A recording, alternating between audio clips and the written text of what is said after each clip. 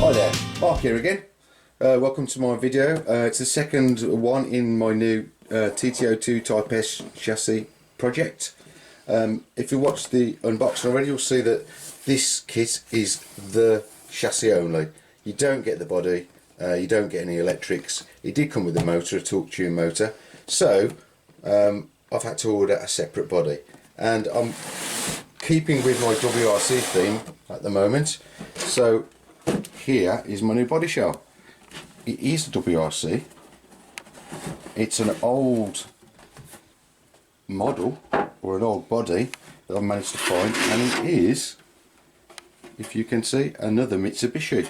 It's a Mitsubishi Lancer Evolution 7 WRC. So just put that there. I've got Rob on the camera. Oh yeah. Forgot to mention you again, Rob. I'm glad you're here doing the cam work for me again. There's the part number, and these are obviously the instructions of how to spray it up and apply the stickers or the decals. I was hoping, because I've ordered some paint, that it was going to be just red after seeing the picture, but on inspection I found that we need to paint a bit of a white stripe all the way around the bottom, so I'm going to have to find a bit of white paint as well. Okay, so there's the shell, there's the instructions. We've got a rear spoiler, I think that's an air scoop for the top. Yep. These parts of the spoiler. Quite strange that there are no mirrors on this kit, but there you go. They'd only break off, They would definitely, Rob, the way we drive them anyway. So, and there's the very comprehensive sticker pack. I think it's going to be quite a nice car. It's going to be mainly red with the white highlights. Obviously you get the window mask there, and there's some of the extra stickers.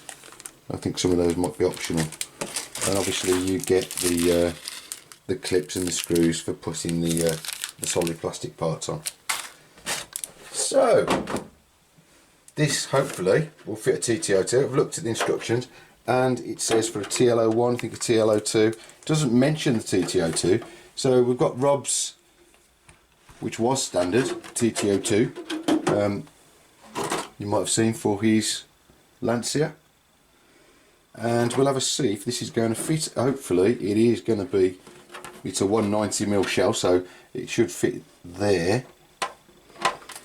This is going to be for the air scoop, so I'm going to need to mount a different place for the aerial, because I will be having a wibbly wobbly. Let's get the front ones. I've noticed, Rob, that these body posts, on the newer Tamiyas are much thicker than the older ones. They are, aren't they? So this being an older shell, it's pre-drilled, as you can see.